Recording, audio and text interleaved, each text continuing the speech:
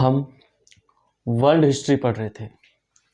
आज हम देखने वाले हैं वर्ल्ड हिस्ट्री के अंदर विश्व दो महायुद्धों के मध्य काल में, जो कि 1919 से लेकर 1939 तक की हम बात करेंगे। पहला विश्व युद्ध 1914 से लेकर 1919 तक हुआ। जो दूसरा विश्व युद्ध हुआ था जो 1939 से लेकर 1945 तक हुआ था। अब इन दोनों विश्व युद्धों के बीच में जो भी घटनाएं घटी, जो भी काम हुए, कुछ भी हुआ, उन सभी चीज़ों के बारे में, इन टाइम फ्रेम के बारे में, 1919 से लेकर 1939 तक की जो भी घटनाएं घटी इस बीच, इन सभी चीज़ों के बारे में हम बात करेंगे। बहुत सारी घटनाएं घटी थी, जिनमें से ये भी एक थी लीग ऑफ नेशन की स्थापना हुई थी इस टाइम में, तो इसको भी देखेंगे। इसके अलावा बहुत सारी ऐसी घटनाएं थी जो इस टाइम फ्रेम में हुई थी, जो बहुत ज़्यादा अगर देखा जाए तो द्वितीय विश्व युद्ध में ये सभी जो भी चीज़ें हम कराने वाले हैं इसमें, ये सभी चीज़ें बहुत ज़्यादा उत्तरदायी थी द्वितीय विश्व युद्ध के लिए। तो इसी चीज़ में हम इनको आगे बढ़ाएंगे। ये है वर्ल्ड हिस्ट्री के टॉपिक्स हैं जो कि बहुत ज़्यादा ज़रूरी हैं। इस टाइम फ्रेम को इसलिए पढ़ना बहुत ज़रूरी है क्योंकि इस टाइम फ्रेम में जो भी घटनाएं घटी वो आगे की जो भी दशा थी और दिशा थी पूरे विश्व की, उसी को तय करनी थी। तो इसके बारे में जानना बहुत ज़रूरी है। आज देखते हैं लीग ऑफ नेशन, राष्ट्र संघ। लीग ऑफ नेशन की जो स्थापना थी वो बहुत समय पहले से ही इस तरह की संस्था की जो भी ज़रूरत थी वो महसूस की जा रही थी कि कोई ऐसी ऑर्गेनाइजेशन होनी चाहिए जो कि पूरे विश्व में ये कंट्रोल कर सके कि कोई ज़्यादा युद्ध ना करे या उनकी जो भी गतिविधियां उनको कंट्रोल में रखे।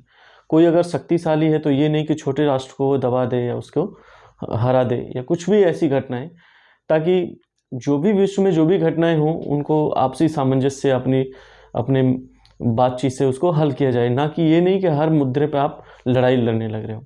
इन सभी चीज़ों की ज़रूरत महसूस की जा रही थी, लेकिन ये हुई पहले विश्व युद्ध के बाद, क्योंकि जब युद्ध हो गया तब लगा कि नहीं, एक ऐसी संस्था होनी चाहिए जो कि इन सभी चीज़ों को कंट्रोल करने में काम आए और आपसी सहयोग से वो चले।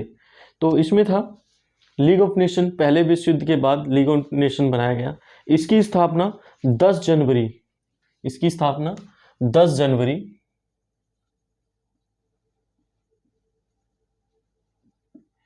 1920 को हुई थी, स्विट्जरलैंड के शहर जेनेवा में इसकी स्थापना की गई थी। इसमें इसका स्थापना के क्या कारण थे, इसका क्या रीजन था कि इसकी स्थापना करनी पड़ी? तो इसके मेन दो कारण थे। एक तो जो महायुद्धों से, विश्व युद्धों से जो विनाश हो रहा था, भयंकर विनाश, उसको रोकना था। दूसरा था शक्ति संतुलन के सिद्धांत को आगे बढ़ाना। इसके दो मेन रीजन थे। आप इसको याद रखना क्योंकि बहुत ज़्यादा आता है इस बारे में क्वेश्चंस में। इसके दो ही रीजन थे, मैं दोबारा बताता हूँ। पहला रीजन था जो महायुद्ध हो रहे थे, जो विश्व युद्ध हो रहे थे, उनमें जो भयंकर विनाश हो रहा था उससे सभी देशों को बचाना था। दूसरा शक्ति संतुलन के सिद्धांत को आगे बढ़ाना था। अब शक्ति संतुलन का सिद्धांत क्या है? जो भी शक्तिशाली राष्ट्र होते हैं या जो भी कम शक्तिशाली राष्ट्र होते हैं, उनमें शक्ति को बैलेंस करना। मतलब ये नहीं कि आप किसी के भी ऊपर चढ़ाई कर दें, आप किसी को भी मार डालें या किसी को भी युद्ध में आगे बढ़ जाएं आप। इस तरह के जो भी शक्तियां थीं उनको बैलेंस मिलाना, मतलब आप समझा बुझा के उनको कंट्रोल में करना और दूसरे देशों को समझाना कि आप शांत रहिए तो ज़्यादा बेहतर रहेगा। तो ये था शक्ति संतुलन। इसके दो ही कारण थे। आगे है इसके सिद्धांत अथवा उद्देश्य। इसके क्या सिद्धांत थे और क्या उद्देश्य थे इसको लाने के, इसकी स्थापना की? तो इसका अंतर्राष्ट्रीय सहयोग, इसका एक उद्देश्य था अंतर्राष्ट्रीय सहयोग में वृद्धि करना। ऐसा नहीं कि सभी अपनी अपनी दिशा में भाग रहे हैं। इससे क्या होगा कि सभी अलग अलग हो जाएंगे और एक दूसरे के प्रति जो भी है थोड़ा सा संदेह की भावना प्रकट होगी। तो ये ऐसा मंच चाहता था, ये मंच ऐसा था जिसमें कि सभी लोग आपस में बैठ के बात करें और जो भी मसले हैं उनको आपस में बैठ के सुलझाएं। सहयोग को बढ़ाना चाहता था। सहयोग बढ़ेगा तो मनमुटाव और दूसरी चीज़ें कम हो जाएंगी। और क्या था? सुरक्षा एवं शांति।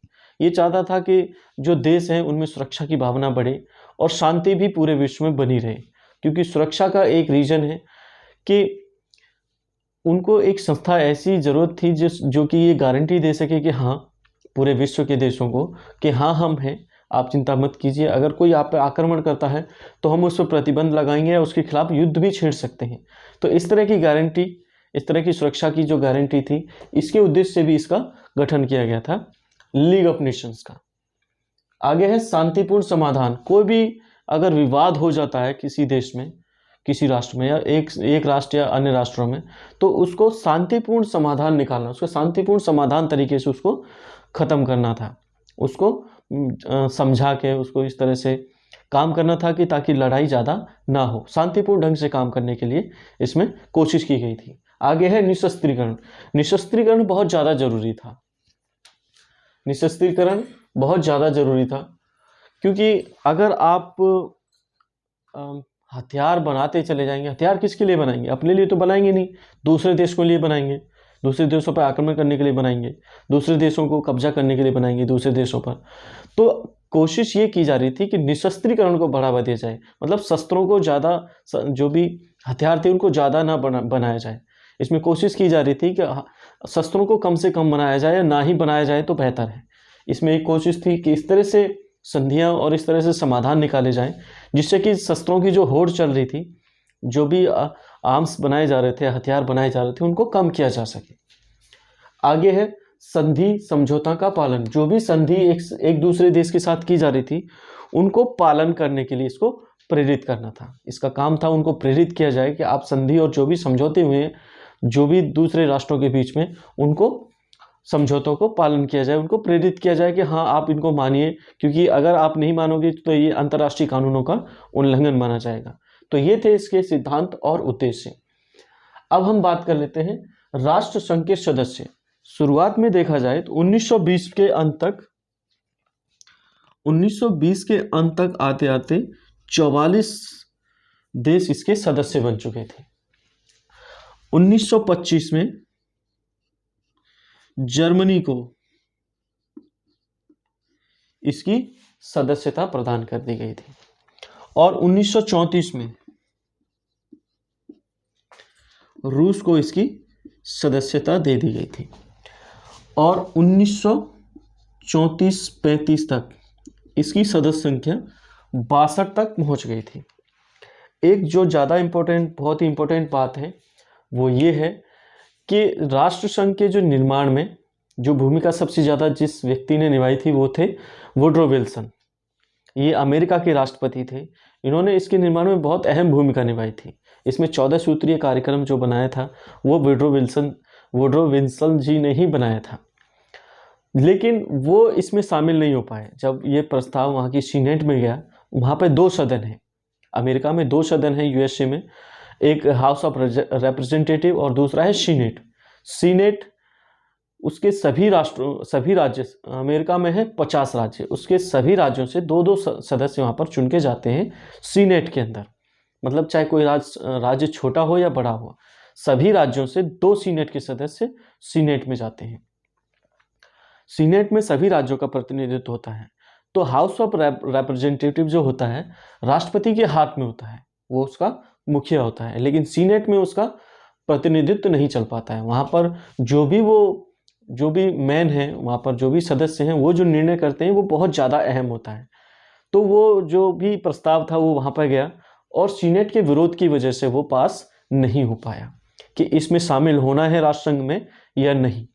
इसकी वजह से अमेरिका सीनेट के विरोध की वजह से उसका जो सदस्य था, उसका जो हाउस सीनेट जो भी उसका परिषद थी सीनेट, उसके विरोध की वजह से अमेरिका इसमें शामिल नहीं हो पाया था, जिसकी वजह से ये इसका सदस्य नहीं बन पाया था। इसके सदस्य ना बनने से इसकी जो प्रासंगिकता थी, इसकी जो वैल्यू थी वो बहुत ज़्यादा कम हो गई थी लीग ऑफ नेशंस की।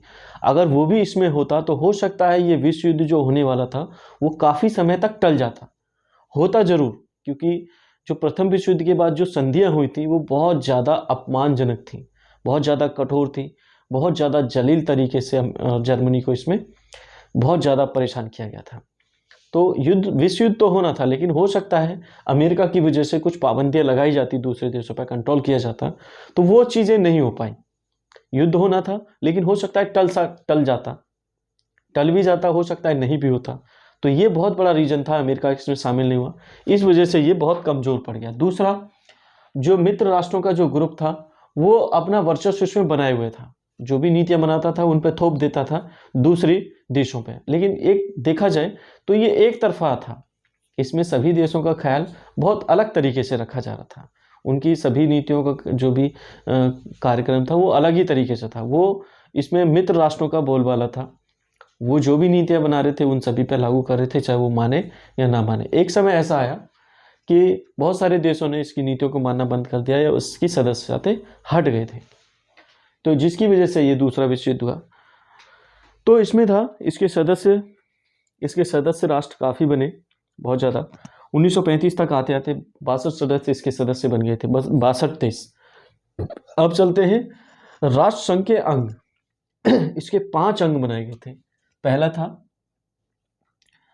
महासभा, इसको असेंबली बोला जाता है। दूसरा था परिषद, जिसको काउंसिल बोला जाता है। तीसरा था सचिवालय, इसको सेक्रेटरीट बोला जाता है। चौथा था स्थायी अंतर्राष्ट्रीय न्यायालय, और पांचवा था अंतर्राष्ट्रीय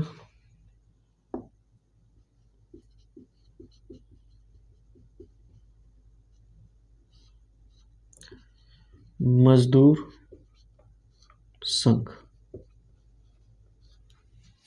अंतर्राष्ट्रीय मजदूर संघ। ये सभी 5 अंग राष्ट्र संघ के बनाए गए थे, जो कि बहुत ज़्यादा महत्वपूर्ण थे। इसमें हम देख लेते हैं, महासभा जो थी इसमें सभी तरह के काम किए जाते थे, सभी देशों को जो शामिल करने की जो प्रक्रिया थी इसी में की जाती थी। इसमें सभी देशों को सदस्यता दी जाती थी। परिषद में 2 तरह के सदस्य थे, एक तो स्थायी सदस्य थे और एक अस्थायी सदस्य थे। स्थायी सदस्यों में ब्रिटेन, फ्रांस, इटली और जापान थे। ब्रिटेन, फ्रांस, इटली और जापान। और अस्थायी सदस्यों में थे बल्गारिया और दूसरे देश भी थे। बल्गारिया था और स्पेन, बल्गारिया, स्पेन, और इसमें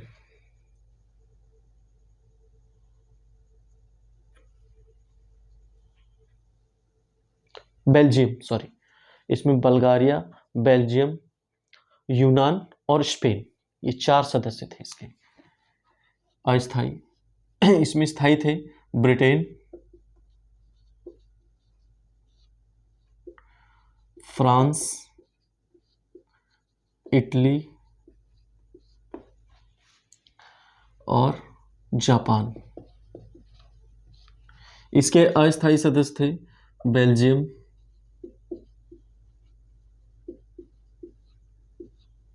बल्गारिया, यूनान और स्पेन। ये सभी सदस्य इसके स्थायी और अस्थायी में शामिल थे। आगे है सचिवालय। सचिवालय का काम था जो भी संधियां और समझौते किए जा रहे थे उन सभी को लिखित रूप में रखना और उसका आगे इस्तेमाल करना। स्थायी अंतर्राष्ट्रीय न्यायालय, जो भी विवाद होते थे उनको सुलझाना होता था दूसरे देशों के बीच में। जो भी देश होते थे, जो भी अगर कोई संधि नहीं मान रहा है, कोई समझौता नहीं मान रहा है, उसका भी जो समाधान था वो अंतर्राष्ट्रीय न्यायालय में किया जाता था। अंतर्राष्ट्रीय मजदूर संघ की स्थापना भी इसलिए की गई थी कि जो भी विश्व के जो मजदूर थे उनको कोई स्थायी समाधान देना, उनके लिए कुछ ऐसे कार्य करना जिससे कि उनका जीवन आगे बढ़ सके। तो ये थे इसके अंग। अब हम बात करेंगे नेक्स्ट टॉपिक के बारे में, राष्ट्र संघ की उपलब्धियां। इसकी उपलब्धियां क्या थी? उपलब्धियों के बारे में आप देखेंगे तो इसकी उपलब्धियां इतनी थी कि जिसकी वजह से दूसरा विश्व युद्ध हो गया। तो बात करते हैं उपलब्धियों के बारे में अगले वीडियो में। आज के लिए इतना ही।